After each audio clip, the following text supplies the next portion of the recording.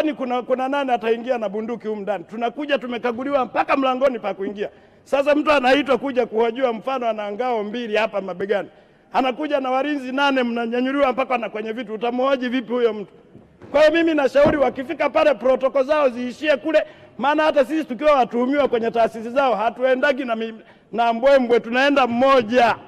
Waje humu watu wahoji bila kuwa na wasiwasi. Mheshimiwa Mwenyekiti, mimi natokea kanda ya Ziwa na nimeshangaa sana waziri wa mipango umenisahau.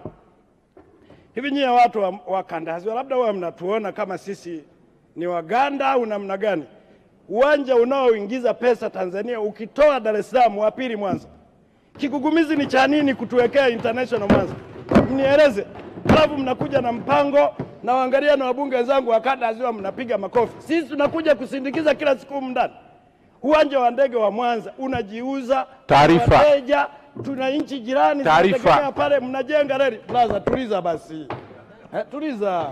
Taarifa. Mheshimiwa Mwenyekiti. Mheshimiwa Msukuma, muda wako umeisha. Ninakuomba Mwenyekiti, na malizia huyo ameingilia muda wangu. Nakuomba Mheshimiwa Mwenyekiti, kama unataka tuelewane, ukinichenga hapa Mheshimiwa Waziri wa Mipango, mwaka huu ni wa mwisho kutudanganya. Mlisingizia uwanja umekataliwa na Ilemela, mmerudishiwa na hela, mmerudishiwa bilioni 4.5. Tunaomba kwenye bajeti inayokuja tuone hapa unakuja na hela. Ukija na swaga tutazenguana. Na kushukuru sana Mheshimiwa Mwenyekiti. Asante sana Mheshimiwa Msukuma.